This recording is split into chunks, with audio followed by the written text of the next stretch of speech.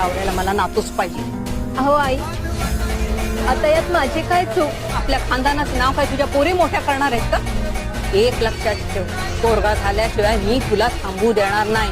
अहो पण मला त्रास होतो त्याचं काय? नाही सहन होतं आता मला. कधी एकदा आंबेडकर साहेब तो कायदा आणतील ना असं झालंय मला.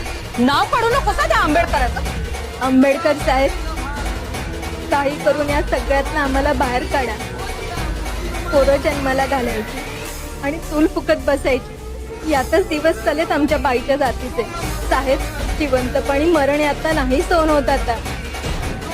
आपल्याला मूल होऊ द्यावं का नाही हा निर्णय घेण्याचं स्वातंत्र्य प्रत्येक स्त्रीला असलंच पाहिजे. कारण गरोदरपणाचा, बाळंतपणाचा आणि मुलाच्या संगोपनाचा सगळा भार हा स्त्रीवरच असतो.